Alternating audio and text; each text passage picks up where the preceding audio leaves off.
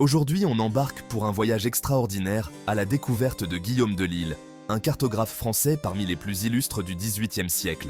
Né à Paris en 1675, Delisle est un véritable prodige de la cartographie.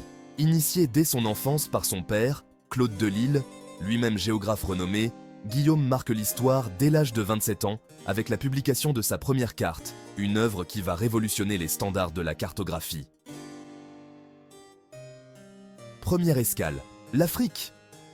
Delisle est l'un des premiers à corriger les erreurs de positionnement de ce continent.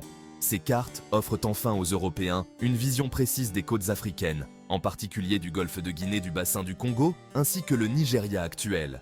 Cap ensuite sur l'Amérique du Nord. En 1703, Delisle dévoile une carte révolutionnaire de cette région. Il est l'un des premiers à représenter fidèlement le Mississippi et les Grands Lacs.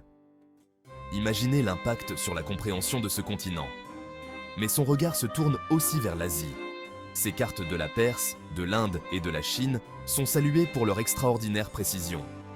Grâce aux récits de voyageurs et de missionnaires, il dessine des cartes en avance sur son temps. Bien évidemment, l'Europe n'est pas oubliée. Delisle cartographie de nombreuses régions européennes avec un soin inégalé. Sa carte de la Russie, en particulier, reste une référence pendant des décennies.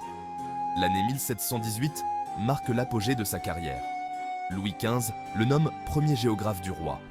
Cette reconnaissance scelle sa place dans l'histoire de la cartographie. Delisle s'éteint en 1726 à Paris à l'âge de 50 ans. Ces cartes ont non seulement inspiré ses contemporains, mais elles continuent d'être étudiées par les historiens et les géographes d'aujourd'hui. Et voilà, notre voyage aux côtés de Guillaume Delisle s'achève. Si cette aventure vous a plu, n'hésitez pas à laisser un like et à vous abonner pour explorer d'autres chapitres de l'histoire. À très bientôt.